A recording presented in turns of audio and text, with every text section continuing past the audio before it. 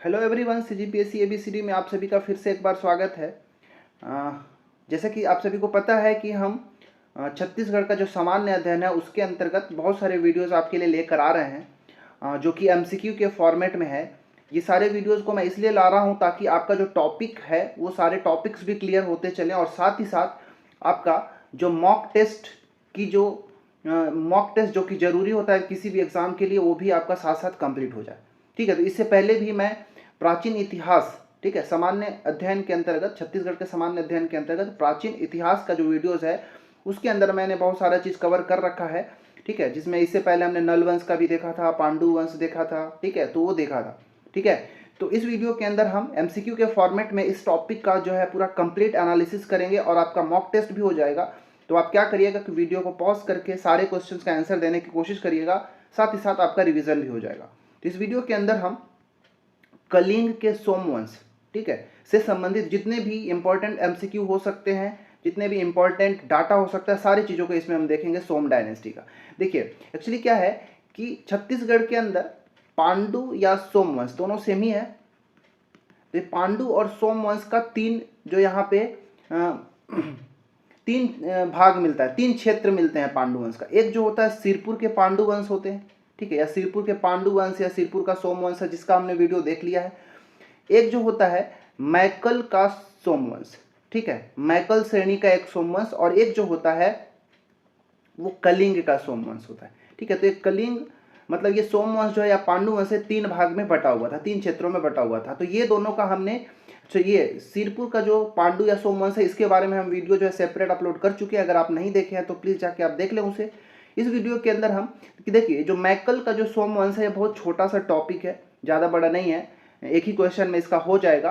बाकी ये जो कलिंग का सोमवंश है ये थोड़ा सा बड़ा है, तो बाकी जो प्रश्न होंगे इस पे होंगे। तो ये दोनों को, मैकल के सोमवंश और कलिंग के सोमवंश, इन दोनों से संबंधित जो भी क्वेश्चंस बनेंगे हम इस वीडियो के अंदर देखने वाले हैं। ठीक है, तो यहाँ पे आप मैकल के सोमवंश भी हेडिंग डाल सकते हैं। ठीक है, मैकल के सोमवंश और कलिंग के सोमवंश। ठीक है, ये जो है सीजीपीएससी प्री और मेंस के दृष्टि से इंपॉर्टेंट तो है ही साथ सीजी व्यापम के जितने भी एग्जाम लिए जाते हैं सारे में भी ये टॉपिक से क्वेश्चन पूछे ही जाते हैं। ठीक है, चलिए शुरू करते हैं। ठीक है, तो आपसे फिर से वही बोलूँगा कि आप वीडियो को पॉज करेंगे, क्वेश्चन का आंसर लगाएंगे और वीडियो कंप्लीट होने के बाद लास्ट में आप कमेंट करके बताएंगे कि किसका कितना सही होता है। ठीक है, तो ये है आपके लिए पहला प्रश्न। पहला प्रश्न जो है ये मैकल के सोमवंश से संबंधित ही दिया हूँ, और इस एक ही क्वेश्चन में ये मैकल का सोमवंश जो है ऑलमोस्ट कंप्लीट हो जाएगा। क्वेश्चन है, निम्नलिखित में से कौन सा शासक मैकल के सोमवंश से संबंधित नहीं है? ठीक है, जयबल, नागबल, शिवगुप्त या फिर सूरबल, इसमें से बताना है जो मैकल श्रेणी का जो सोमवंश है उससे संबंधित नहीं है। देखिए पहली बात तो थोड़ा सा मैकल का जो सोमवंश है उसके बारे में हम जानकारी ले लेते हैं। तो मैकल का जो सोमवंश है इसकी जानकारी का जो प्रमुख स्रोत है मल्हार ताम्रपत्र है। ठीक है, मल्हार ताम्रपत्र से इसकी जानकारी मिलती है। ठीक है, और इसकी जो अगर कार्य का, शासन काल का अगर अवधि देखेंगे तो ये 5वीं सदी के आसपास आपको ये देखने को मिलेगा। ठीक है, 5वीं सदी में ये कार्यरत था और इसकी जो राजधानी होती थी, ठीक है, ये मैकल का जो सोमवंश है इसकी जो राजधानी होती थी अमरकंटक होती थी। ठीक है, तो इतना चीज आप याद रखिएगा। ठीक है, और इसके जो प्रमुख शासक हैं उन शासकों में देखेंगे तो जयबल है, नागबल है, इसके बाद और भी देखेंगे तो मिलेगा आपको वत्सबल। ठीक है, जयबल, नागबल, वत्सबल, सूरबल, भरतबल। ठीक है, इन 5 शासकों का नाम एटलीस्ट याद रखिएगा। ठीक है, और ये शिवगुप्त जो हैं ये मैकल श्रेणी के सोमवंश से संबंधित नहीं है। ठीक है, ये जो मिलेंगे शिवगुप्त वो आपको कलिंग के सोमवंश में मिलेंगे। ठीक है, कलिंग के जो सोमवंश है उसके ये प्रथम शासक हैं शिवगुप्त। ठीक है, याद रखिएगा कौन है ये, प्रथम शासक हैं। या फिर कह लीजिए कि जो कलिंग का सोमवंश है उसके संस्थापक भी कौन है, तो उसके जो संस्थापक हैं वो शिवगुप्त ही हैं। बाकी ये 5 शासक आपको याद रखना है, जयबल, नागबल, सूरबल, वत्सबल और भरतबल, ये सभी जो है मैकल के सोमवंश से संबंधित है। ठीक है, याद रखिएगा। ये जो सूरबल है ये भरतबल के पुत्र है। ठीक है ना, ये सूरबल किसके, भरतबल के पुत्र है, आपको याद रखना है। ठीक है, देखिए जो नागबल हैं, हाँ, ये जो नागबल है इनका इन्होंने एक महाराज की उपाधि धारण किया था, तो इसको आप याद रखिएगा। ठीक है, महाराज की उपाधि धारण करने वाले मैकल के सोमवंश के शासक कौन थे? तो नागबल थे। ठीक है, और जो ये भरत बल है, भरत बल का बम्हनी से एक ताम्र पत्र प्राप्त हुआ है। ठीक है, बम्हनी से इनका एक ताम्र पत्र प्राप्त हुआ है। ठीक है, याद रखिएगा। और जो ये सूरबल हैं, ये तो हमने बताया कि ये भरत बल के पुत्र हैं, और इनका ताम्रपात्र मतलब जो सूरबल है, इनका मल्हार से एक ताम्रपत्र प्राप्त हुआ है। ठीक है, तो मल्हार ताम्रपत्र किनका है? तो सूरबल का है। तो इतना ही जानकारी आपको पता होना चाहिए, इस मैकल के सोमवंश के बारे में पर्याप्त होगा। ठीक है, इसके आगे के जो प्रश्न मिलेंगे आपको, सोमवंश जो है वो कलिंग के सोमवंश का प्रश्न मिलेगा। ठीक है, चलिए दूसरा प्रश्न है आपके पास कि किस वंश के शासक त्रिकलिंगाधिपति की उपाधि धारण करते थे? वेरी वेरी इंपॉर्टेंट क्वेश्चन है, एग्जाम में कई बार ये पूछा जा चुका है। ठीक है, त्रिकलिंगाधिपति की उपाधि किस वंश के शासक करते थे? मैकल के सोमवंश, कलिंग के सोमवंश, सिरपुर के सोमवंश, या उपरोक्त सभी? तो इसका राइट आंसर जो हो जाएगा ऑप्शन नंबर बी इसका सही आंसर होगा, कि जो कलिंग के सोमवंश थे, ठीक है, ये त्रिकलिंगाधिपति की उपाधि धारण करते थे। दो उपाधियां जनरली ये धारण करते थे, त्रिकलिंगाधिपति और कौशलेंद्र। ठीक है, त्रिकलिंगाधिपति और कौशलेंद्र, ये दो उपाधियां जो है धारण करते थे कलिंग के सोमवंशीय शासक। ठीक है, क्योंकि इनका जो कलिंग के जो शासक थे, उनका जो शासन जो है 3 क्षेत्रों में होता था। कौन कौन क्षेत्र में? तो यहाँ पे देखिएगा ध्यान से थोड़ा, एक हो गया कौशल, एक हो गया कलिंग, और एक हो गया उत्कल। ठीक है, इन तीनों क्षेत्रों में इनका शासन होता था, इसीलिए ये त्रिकलिंगाधिपति की उपाधि धारण करते थे, याद रखिएगा। ठीक है, और जो कलिंग का जो सोमवंश है, इसका संस्थापक मैं पिछले प्रश्न में ही आपको बताया कि इसके जो संस्थापक हैं, या फिर कह लीजिए इस वंश के जो प्रथम शासक हैं, वो कौन थे? तो शिवगुप्त, बस याद रखिएगा। ठीक है, शिवगुप्त इसके संस्थापक और प्रथम शासक थे। जो ये कलिंग का सोमवंश है, ठीक है, इसका जो शासनकाल जो मिलेगा आपको 9वीं से 11वीं सदी के बीच देखने को मिलता है। ठीक है, याद रखिएगा। और बाकी इससे संबंधित आगे के प्रश्नों में देखते हैं आगे के भी प्रश्नों में इसके बारे में। ठीक है, एक चीज़ और याद रख सकते हैं कि जो शिवगुप्त जो है, जो इस वंश के या फिर कह लीजिए कलिंग के सोमवंश के संस्थापक हैं, ये तो प्रथम शासक तो हैं ही, साथ ही साथ ये जो शिवगुप्त हैं, इनके शासनकाल में क्या हुआ था? तो एक चीज़ आप याद रख सकते हैं, आपसे यहाँ से क्वेश्चन पूछा जा सकता है कि ये शिवगुप्त के शासनकाल में कलचुरी, ठीक है, एक कलचुरी शासक थे जिनका नाम था मुग्धतुंग। क्या नाम था? मुग्धतुंग। ये त्रिपुरी के जो कलचुरी शासक थे, ठीक है, लिखिएगा, त्रिपुरी के कलचुरी शासक कौन थे? मुग्धतुंग थे। इन्होंने क्या किया था? शिवगुप्त के ऊपर चढ़ाई किया था, आक्रमण किया था। कौन? मुग्धतुंग, शिवगुप्त के ऊपर। और क्या किया था? इनके अंदर जो पाली क्षेत्र होता था, जो कि वर्तमान कोरबा में आपको देखने को मिलेगा, इस पाली क्षेत्र को क्या कर लिए थे? छीन लिया था। कौन? मुग्धतुंग छीन लिए थे और अपने क्षेत्र में मिला लिए थे। उम्मीद है आपको कॉन्सेप्ट क्लियर हुआ होगा। ठीक है, चलिए, नहीं आया होगा तो वीडियो को आप रिवर्स करके एक बार फिर से आप देख सकते हैं। चलिए, अब हम तीसरा प्रश्न की ओर बढ़ जाते हैं। तीसरा प्रश्न है आपका कि त्रिकलिंगाधिपति की उपाधि धारण करने वाला प्रथम सोमवंशीय शासक कौन था? वेरी वेरी इंपॉर्टेंट प्रश्न, यहाँ से भी क्वेश्चन जो है पूछा जाता है, और यहाँ पे जो ऑप्शन का जो एनालिसिस करूंगा उसको आप ध्यान से समझिएगा, बहुत आसान और बहुत अच्छा लगेगा आपको, बहुत सारा इंफॉर्मेशन यहाँ पे मिलने वाला है। त्रिकलिंगाधिपति की उपाधि तो धारण करने हमने पहले बताया कि जो कलिंग के जो सोमवंश थे, उस शासक, ठीक है, कलिंग के जो सोमवंश थे, उनके जो शासक थे, ये त्रिकलिंगाधिपति की उपाधि धारण करते थे, साथ साथ कौशलेंद्र की उपाधि। लेकिन आपसे पूछा गया कि सबसे पहला ऐसा कौन सा शासक था, सोमवंशीय शासक, जो त्रिकलिंगाधिपति की उपाधि धारण किया था? महाभवगुप्त प्रथम, तीवरदेव, महाशिवगुप्त बालार्जुन, या फिर महाशिवगुप्त चतुर्थ? किसने धारण किया था? आपको यहां से ये बताना है। ठीक है, तो इसका जो सही आंसर है वो है ऑप्शन नंबर ए। ठीक है, महाभवगुप्त प्रथम। ठीक है, महाभवगुप्त प्रथम जो है ये कलिंग के सोमवंशीय शासक हैं। ठीक है, कलिंग सोमवंशीय जो शासक हैं वो कौन है? महाभवगुप्त प्रथम, और इन्होंने ही सर्वप्रथम त्रिकलिंगाधिपति की उपाधि धारण किया था, और साथ ही साथ कौशलेंद्र की भी उपाधि इन्होंने धारण किया था। ठीक है, भौगुप्त प्रथम ने कौशलेंद्र की भी उपाधि धारण किया था और त्रिकलिंगाधिपति की भी उपाधि धारण किया था इन्होंने। ठीक है, अब देखिए ये जो महाभौगुप्त प्रथम हैं इनका शासनकाल जो है 880 से 920 ईस्वी तक रहा। ठीक है, कब से कब तक? 880 से 920 तक। देखिए ये ईयर भी याद रहना चाहिए क्योंकि कई बार से इनका ऑर्डर में पूछ देता है कि कौन पहले है कौन बाद में आया था। तो महाभौगुप्त का शासन 880 से 920 ईस्वी तक और इनके 13 ताम्रपत्र प्राप्त होते हैं। ठीक है, इन्होंने दो तरह की उपाधियां धारण किया था, त्रिकलिंगाधिपति और कौशलेंद्र की उपाधि धारण किया था। ठीक है, इनकी और भी कई सारी उपाधियां, आप उनको भी याद रखना जरूरी है मुझे लगता है। एक था परम भट्टारक, परम भट्टारक की उपाधि भी इन्होंने धारण किया है। महाराजा धीराज की भी उपाधि धारण किया इन्होंने, महाराजा धीराज। ठीक है, साथ ही साथ एक पर महेश्वर की उपाधि धारण किया था। ठीक है, ये पर महेश्वर है, लेकिन एक होता है परम महेश्वर। ठीक है, ये तीनों जो है कौन, तो 5 टोटल उपाधियां महाभौगुप्त प्रथम की हो गई। लेकिन अगर आपसे पूछ दे कि परम महेश्वर की उपाधि किसने धारण किया था, ये पर महेश्वर है। ठीक है, लेकिन अगर आपसे पूछ दे परम महेश्वर, तो परम महेश्वर की उपाधि महाशिवगुप्त बालार्जुन ने धारण किया था। ठीक है, परम महेश्वर। और ये जो थे पांडु या सोमवंश थे लेकिन के शासक थे, लेकिन सिरपुर के पांडु सोमवंश के शासक थे, याद रखिएगा। तीवर देव का एक याद रख सकते हैं कि तीवर देव ने, जो कि ये भी पांडु वंशी है, ये सकल कोसलाधिपति की उपाधि धारण किया था इन्होंने, सकल कोसलाधिपति।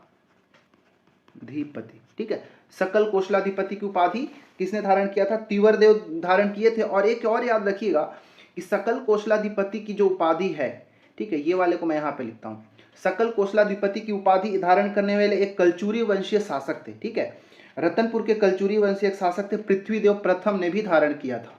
ठीक है, पृथ्वीदेव प्रथम, कहाँ? ये रतनपुर के कलचुरी, मैं शॉर्ट में लिख देता हूँ, याद रखिएगा। तो ये दोनों ने ही सकल कोसलाधिपति की उपाधि धारण किया था। और महाशिवगुप्त चतुर्थ जो है, ये महाशिवगुप्त चतुर्थ, ये भी त्रिकलिंगाधिपति की उपाधि धारण किया था इन्होंने। ठीक है, त्रिकलिंगाधिपति।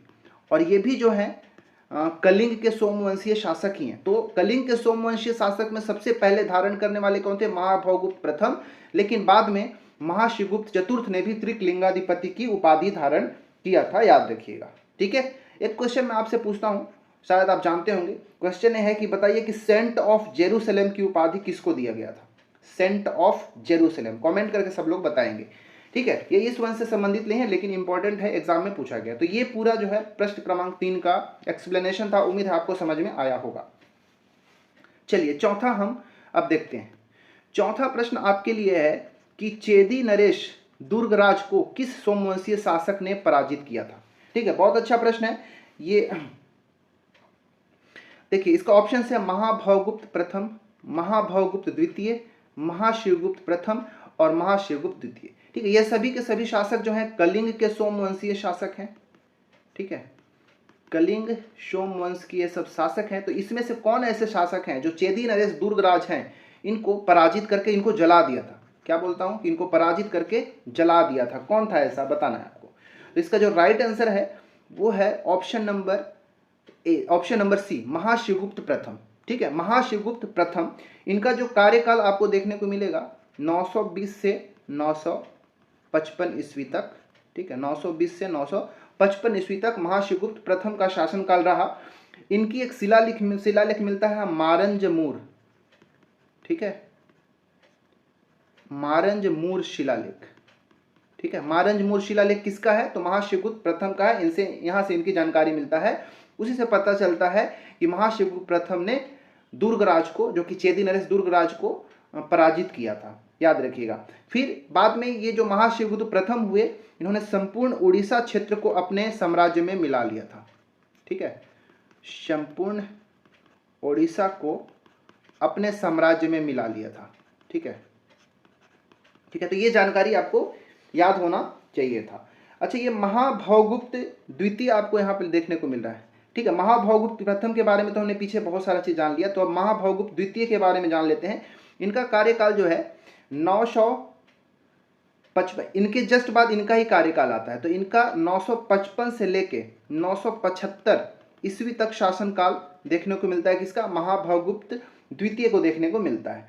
ठीक है। इस समय होता क्या है, एक चीज याद रखिएगा कि कलचुरी शासक त्रिपुरी नरेश, जो यहाँ पे वो भी त्रिपुरी नरेश, ठीक है, त्रिपुरी नरेश या फिर त्रिपुरी के जो कलचुरी शासक थे, ठीक है, जिनका नाम था लक्ष्मण राज द्वितीय, लक्ष्मण राज द्वितीय, मैं ऐसे लिखता हूं। तो लक्ष्मण राज द्वितीय जो है ये आक्रमण करते हैं, इनके ऊपर तो नहीं करते, लेकिन इन्हीं के क्षेत्र में ये जो लक्ष्मण राज द्वितीय हैं कौशल पर और ओड्रा पर आक्रमण करते हैं, ठीक है, जो कि इन्हीं के जो महाभौगुप्त द्वितीय के शासन के आसपास ही था, और इन्होंने लक्ष्मण राज द्वितीय ने उन सबको पराजित कर दिया था। लेकिन ये महाभौगुप्त प्रथम द्वितीय जो है इन्होंने अपने राज्य को बचा लेता है उनके आक्रमण से, ठीक है, याद रखिएगा। और महाभौगुप्त जो द्वितीय हैं ये शैव धर्म के अनुयायी थे, याद रखिएगा, ठीक है। तो इतनी जानकारी प्रश्न क्रमांक 4 के लिए। चलिए अब 5वां प्रश्न देखते हैं। 5वां प्रश्न है आपके लिए कि ब्रह्मेश्वर मंदिर शिलालेख में किस सोमवंशीय शासक को द्वितीय परशुराम की संज्ञा दी गई थी? वेरी वेरी इंपॉर्टेंट प्रश्न है। देखिए यहाँ पे जितने भी प्रश्न हैं मैं कहीं से लिया नहीं हूँ, खुद ही तैयार किया हूँ कंटेंट को देख के, तो इसीलिए आपका रिवीजन बहुत अच्छे से हो जाएगा और टॉपिक भी क्लियर हो जाएगा। अलग से इस टॉपिक को पढ़ने की जरूरत नहीं है, मुझे इतना लगता है, ठीक है। तो क्वेश्चन है आपसे कि ब्रह्मेश्वर मंदिर शिलालेख में किस सोमवंशीय शासक को द्वितीय परशुराम की उपाधि दी गई है? महाशिवगुप्त द्वितीय, महाशिवगुप्त तृतीय, इंद्ररथ या फिर रणकेशिनी, किसको दिया गया है आपको बताना है। इसका राइट आंसर जो है महाशिवगुप्त द्वितीय, ऑप्शन नंबर बी इसका बिल्कुल सही है। सॉरी, महाशिवगुप्त तृतीय नहीं, द्वितीय, ऑप्शन नंबर ए इसका राइट आंसर हो जाएगा। महाशिवगुप्त द्वितीय को ब्रह्मेश्वर मंदिर शिलालेख में द्वितीय परशुराम की उपाधि दी गई है। और ये महाशिवगुप्त जो द्वितीय हैं इनका शासनकाल आपको देखने को मिलेगा 975 से 995 ईस्वी तक, ठीक है। और जो महाभौगुप्त द्वितीय हैं उनके जस्ट बाद महाशिवगुप्त द्वितीय की यहाँ पे शासन देखने को मिलता है। और इनके बारे में याद रखिएगा कि ये जो है महाशिवगुप्त द्वितीय, इन्होंने अपने साम्राज्य को बंगाल और आंध्र प्रदेश तक, ठीक है, बंगाल और आंध्रा तक इन्होंने विस्तार कर दिया था, विस्तृत कर दिया था। बंगाल और आंध्रा तक विस्तृत करने वाले जो सोमवंशीय शासक थे वो महाशिवगुप्त द्वितीय थे, याद रखिएगा। इतना सारा जानकारी इनके बारे में आपको याद रखना चाहिए। इसके बाद एक चीज यहाँ पे महाभौगुप्त जो तृतीय, ठीक है, ये महाभौगुप्त प्रथम द्वितीय के बारे में कुछ जानकारी हमने ले लिया है, तो थोड़ा सा जानकारी महाभौगुप्त तृतीय के बारे में भी जान लेते हैं कि इनके बाद महाशिवगुप्त द्वितीय जो है 975 से 995 तक, उनके बाद शासन जो आता है वो महाभौगुप्त तृतीय का आता है और इनका कार्यकाल 995 से लेके 1010 ईस्वी तक देखने को मिलता है, ठीक है, याद रखिएगा। इनका जो शासन काल था इस कलिंग के सोमवंशीय में सबसे अशांत जो शासन था वो इन्हीं के काल का था, ठीक है, किसका? महाभौगुप्त तृतीय के शासन में रहा, क्योंकि इनके सगे संबंधी जो थे वही क्या कर रहे थे, अधिकार के लिए एक दूसरे पर विद्रोह कर रहे थे, ठीक है, याद रखिएगा। और इन्हीं के शासन काल में एक गवर्नर थे, कलिंग का गवर्नर थे जिनका नाम था धर्मरथ, ठीक है, धर्मरथ जो थे कलिंग के गवर्नर थे इन्हीं के शासन के दौरान, ठीक है। तो ये 5वां प्रश्न था, उम्मीद है आपको अच्छा लगा होगा, ठीक है। चलिए अब हम 6वां प्रश्न देखते हैं। 6वां प्रश्न जो है कि बहुत ज्यादा इंपॉर्टेंट है, इसको ध्यान से पढ़िए और उत्तर देने की कोशिश करिएगा। 6वां प्रश्न है कि कलचुरी, भोज, परमार और चोल वंश के राजाओं द्वारा कलिंग उत्कल के विजय अभिलेख में किस सोमवंशीय शासक का वर्णन मिलता है? देखिए जो कलचुरी हो गए, भोज हो गए, परमार हो गए, चोल वंशीय जो शासक थे वो कलिंग, उत्कल और ओड्रा के विजय के बाद उन्होंने उनके जो अभिलेख मिलते हैं उसमें एक सोमवंशीय शासक की भी जानकारी मिलती है। तो किसका? महाशिवगुप्त चतुर्थ का, इंद्ररथ का, महाभौगुप्त चतुर्थ का या फिर महाशिवगुप्त तृतीय का? किसकी जानकारी जो है इन अभिलेखों से प्राप्त होता है, आपको ये बताना है, ठीक है। तो इसका जो राइट आंसर है वो है ऑप्शन नंबर बी, ठीक है। इंद्ररथ की जानकारी जो है मिलती है इन विजय अभिलेखों से, ठीक है। जो इंद्ररथ हैं इनका कार्यकाल आपको महाशिवगुप्त तृतीय के बाद देखने को मिलेगा, मतलब 1010 से लेके 1022 ईस्वी के बीच में इनका जो है कार्यकाल देखने को मिलता है। और इनके शासनकाल में जो सोमवंशियों का एक बड़ा भाग जो है छीन लिया जाता है, ठीक है, इंद्ररथ के ही शासनकाल में, ठीक है, क्योंकि ये जो ये जो है ये सब आक्रमण करते हैं इन्हीं के समय। तो याद रखना है, इतनी सारी आपको जानकारी याद रखना चाहिए। इसके बाद महाशिवगुप्त तृतीय, ठीक है, महाशिवगुप्त तृतीय, इनके बारे में थोड़ा सा जानेंगे। तो इन्होंने क्या किया था, अपने जो भी इनके साम्राज्य का वैभव समाप्त हुआ था, ये महाशिवगुप्त तृतीय जो है उस खोए हुए वैभव को वापस ले आते हैं। ठीक है, अपने वैभव को वापस करने के लिए कौन उत्तरदायी होते हैं, महाशिवगुप्त तृतीय होते हैं। ठीक है, इसके बाद महाभावगुप्त चतुर्थ के बारे में थोड़ा सा जानकारी ये है कि इनका कार्यकाल 1040 से लेके 1065 ईस्वी तक देखने को मिलता है। और इन्होंने एक ऐसे मात्र शासक है, मतलब ऐसे शासक है जिन्होंने कौशल और उत्कल दोनों क्षेत्रों पर शासन किया था। किसके किसके पर, कौशल प्लस उत्कल। ठीक है, इन दोनों क्षेत्रों पर शासन किया था किसने, महाभावगुप्त चतुर्थ ने शासन किया था। ठीक है, महाशिवगुप्त जो चतुर्थ हैं इसके बारे में तो हम जान ही लिए कि इन्होंने त्रिकलिंगाधिपति की उपाधि धारण किया था। त्रिकलिंगाधिपति की उपाधि इन्होंने भी धारण किया था। ठीक है, तो ये 6 प्रश्न हो गया। अब हम 7वां प्रश्न की ओर देखते हैं। 7वां प्रश्न जो लगता है मुझे इंपॉर्टेंट लगता है, इसीलिए मैं यहाँ पे आपके लिए क्वेश्चन तैयार किया हूँ। ऐसा क्वेश्चन एग्जाम में अभी तक पूछा तो नहीं गया है, लेकिन मुझे लगता है कि कभी ना कभी ऐसा पूछा जा सकता है। क्वेश्चन इस प्रकार है कि निम्नलिखित में से अश्वमेलित विकल्प का चयन करना है। जितने भी हमारे जो कलिंग के जो सोमवंशीय शासक हैं उनके जो नाम होता है, ठीक है, एक तो महाभावगुप्त प्रथम, द्वितीय, तृतीय ऐसे करके होता है, लेकिन उनके साथ ही उनका एक सरनेम की तरह या फिर कह लीजिए एक स्पेशल नाम उनका भी होता है जो उनके साथ जोड़ा जाता है। तो इस क्रम में भी आपको सुमेलित करने को या फिर असुमेलित करने को दे सकता है, या फिर ऐसे भी पूछ सकता है कि कौन सा सुमेलित या फिर असुमेलित है। ठीक है, तो देखिए देखते हैं यहाँ पे जो महाभावगुप्त प्रथम है, ठीक है, महाभावगुप्त जो प्रथम है उनको जन्मेजय कहा जाता है। ठीक है, तो इनके नाम जो है पूरा नाम इस प्रकार था कि महाभावगुप्त प्रथम जन्मेजय, ये बिल्कुल सुमेलित है। इसी तरह दूसरा अगर देखेंगे महाशिवगुप्त प्रथम, तो महाशिवगुप्त प्रथम के आगे ययाति लगा होता है, तो ये भी सही है। ठीक है, इसके बाद महाभावगुप्त द्वितीय, इनके आगे भीमरथ लगा होता है, ये भी सही है। लेकिन जो चौथा विकल्प है ये असुमेलित है। महाभावगुप्त जो चतुर्थ हैं इनके आगे नहुस नहीं, नहुस के बजाय यहाँ पे क्या उद्योत केसरी कहा जाता था इनको। ठीक है, उद्योत केसरी मतलब महाभावगुप्त चतुर्थ उद्योत केसरी, ये इनका संपूर्ण नाम है। लेकिन जो नहुस है ये नहुस किसका है, तो महाभावगुप्त जो तृतीय हैं महाभावगुप्त तृतीय, इनके आगे जो है ये नहुस देखने को मिलता है। उम्मीद है ये आपको समझ में आया। इसी तरह के प्रश्न आपसे पूछे जा सकते हैं भविष्य में लेके। ठीक है, तो याद रखिएगा। कुछ और भी अगर देखेंगे, ये सब तो देखें, महाभावगुप्त प्रथम का हमने देखा, महाभावगुप्त द्वितीय का देखा, महाभावगुप्त तृतीय का हमने देखा, महाभावगुप्त चतुर्थ का हमने देख लिया, महाशिवगुप्त प्रथम का हमने देखा कि ययाति है।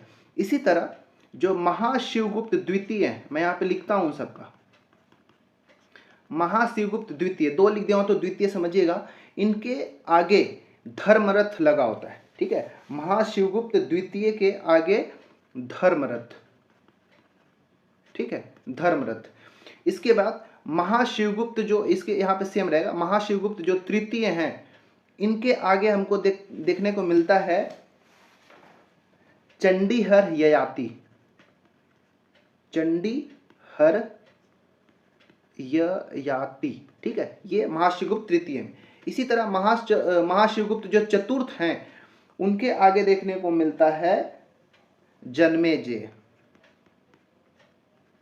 ठीक है, जन्मेजय देखिए, एक तो महाभावगुप्त प्रथम में भी है, ठीक है, उनके आगे भी जन्मेजय था, लेकिन महाशिवगुप्त चतुर्थ के आगे भी जन्मेजय देखने को मिलता है, याद रखिएगा। ठीक है, तो ये था उनके उपाधियों से, उपाधि तो नहीं के लिए उनका नाम ही है जो कि पूरा है। इस तरह से प्रश्न आपसे एक पूछा जा सकता है। ठीक है, एक चीज और आपको एक नोट करके लिखिएगा जो शायद मैं यहाँ पे नहीं इंक्लूड किया हूँ पीछे के भी प्रश्नों में, ये कि जो कलिंग के जो सोमवंशीय शासक थे उनके मुद्रा पर लक्ष्मी, ठीक है, लक्ष्मी, माँ लक्ष्मी का उत्कीर्णन इनके ऊपर देखने को मिलता है, इनके मुद्राओं के ऊपर। ठीक है, याद रखिएगा, राजमुद्रा में लक्ष्मी का अंकन देखने को मिलता है। जैसे कि महाभावगुप्त जो ये प्रथम है, ठीक है, महाभावगुप्त प्रथम जो जन्मेजय हैं, इनकी मुद्रा पर भी राज मुद्रा पर लक्ष्मी का अंकन देखने को मिलता है, ठीक है। इसी तरह अगर देखेंगे तो एक और आपको देखने को मिलेगा कि जो महाशिवगुप्त द्वितीय हैं, ठीक है, ये महाशिवगुप्त जो द्वितीय हैं जिनके आगे धर्मरथ लगा हुआ है, इनके राज मुद्रा पर भी कमल पर बैठी हुई, ठीक है, कमल पर बैठी हुई लक्ष्मी अंकन किया हुआ है, ठीक है। तो हालांकि लक्ष्मी का ही अंकन किया गया, ठीक है। चलिए आठवां हम प्रश्न देखते हैं। तो ये हमारा आठवां जो है ये लास्ट प्रश्न होगा कलिंग के सोमवंश से संबंधित, और ये पर्याप्त होगा। आठवां प्रश्न है कि कलिंग के सोमवंश का अंतिम शासक कौन था? महाशिवगुप्त चतुर्थ, कर्णकेसरी, इंद्ररथ या फिर महाभावगुप्त चतुर्थ? कौन था हमको ये बताना है। तो इसका जो सही आंसर है ऑप्शन नंबर बी बिल्कुल राइट है, कर्णकेसरी। ये जो कर्णकेसरी हुए यही कलिंग के सोमवंश का अंतिम शासक हुए, जिनका नाम है कर्णकेसरी, ठीक है। अब देखिए अंतिम क्या होता है कि जो एक होंगे गंग वंशीय शासक थे, उनका नाम आपने सुना होगा, बहुत इंपॉर्टेंट है, गंग वंशीय शासक जिनका नाम था अनंत वर्मन चोड़गंग। अनंत वर्मन चोड़गंग, ये किस लिए फेमस है मैं आगे भी बताऊंगा। तो अनंत वर्मन जो चोड़गंग है, ये क्या करते हैं, जो उत्कल क्षेत्र था उस पर आक्रमण करते हैं, ठीक है। उत्कल क्षेत्र पर आक्रमण करके उसके शासन को समाप्त कर देते हैं। इसके बाद जो कलचुरी जो रतनपुर के कलचुरी शासक थे, ठीक है, रतनपुर के जो कलचुरी शासक थे जिनका नाम याद रखिएगा जाजल्यदेव प्रथम। जाजल्यदेव प्रथम, जिनको गजशार्दुल भी कहा जाता है। तो जाजल्यदेव जो प्रथम थे ये कौशल क्षेत्र पर आक्रमण करते हैं और उसके शासन को समाप्त करते हैं। मतलब जो कर्णकेसरी है उस समय जो ये कलिंग का सोमवंशीय शासन जो चल रहा था वो उत्कल क्षेत्र में भी फैला हुआ था, साथ ही साथ कौशल क्षेत्र में भी फैला हुआ था। तो जो उड़ीसा के गंग वंशीय शासक अनंत वर्मन चोड़गंग थे वो उत्कल क्षेत्र के शासन को पराजित करके समाप्त कर देते हैं, और जो कलचुरी वंश के शासक जाजल्यदेव प्रथम, ये रतनपुर के कलचुरी शासन की मैं बात कर रहा हूँ, ठीक है, रतनपुर के जो कलचुरी शासक थे जाजल्यदेव प्रथम, वो कौशल क्षेत्र को समाप्त कर देते हैं। तो इस प्रकार कर्णकेसरी के समय जो शासन होता है पूरी तरीके से समाप्त हो जाता है और ये अंतिम शासक बन के आते हैं, ठीक है, ये अंतिम शासक के रूप में जाने जाते हैं कर्णकेसरी। अब जो गंग वंशीय शासक अनंत वर्मन चोड़गंग को इसलिए भी इंपॉर्टेंट है क्योंकि आपने सुना होगा उड़ीसा में एक फेमस कृष्ण मंदिर है जिसको हम जगन्नाथ मंदिर कहते हैं, ठीक है, जगन्नाथ मंदिर। ये जो जगन्नाथ मंदिर है इनका निर्माण प्रारंभ कराने वाले, ठीक है, प्रारंभ याद रखिएगा, इनका निर्माण प्रारंभ कराने वाले जो थे वो अनंत वर्मन चोड़गंग ही थे। लेकिन जो इस जगन्नाथ मंदिर का जो अभी वर्तमान स्वरूप देखने को मिलता है, ठीक है, जो वर्तमान में ऐसा दिखता है वो पूरा इस तरह से बनवाने वाले कौन थे, तो याद रखिएगा अनंग भीमदेव। अनंग भीमदेव, इन्होंने ही ऐसा वास्तविक रूप जो है अभी किया दिया है। तो इस प्रकार हमने 8 प्रश्नों के माध्यम से हमने मैकल का जो सोमवंश है उसके बारे में देखा, इसके बाद जो कलिंग का जो सोमवंश है उसके बारे में हमने जानकारी देखा। तो इसके माध्यम से ही हमने पूरा टॉपिक को कंप्लीट किया, और 8 में से आपका कितना सही होता है एक बार कमेंट करके आप जरूर बताएंगे, ठीक है। उम्मीद है ये वीडियो आपके लिए हेल्पफुल होगा। जब भी आप एग्जाम में जाएं तो एक बार आप रिवाइज करके जरूर जाएं, यहाँ पे कई बार से कई सारे क्वेश्चन पूछे गए। अगर आप चैनल में पहली बार आए हैं तो प्लीज़ इस वीडियो को लाइक करें, चैनल को सब्सक्राइब कर लें, दोस्तों के साथ शेयर भी कर सकते हैं, ठीक है। और हमारा जो टेलीग्राम है CGPSC ABCD के नाम से, उस टेलीग्राम को भी ज्वाइन कर ले, वहाँ पे हम वीडियो का नोटिफिकेशन PDF भी शेयर करते हैं। साथ ही साथ अगर किसी प्रकार का डाउट होता है तो हम सब मिल के वो सारे डाउट को कंप्लीट भी, शॉर्ट आउट भी करते हैं। मिलते हैं अगले वीडियो में। इस वीडियो में बस इतना ही, धन्यवाद।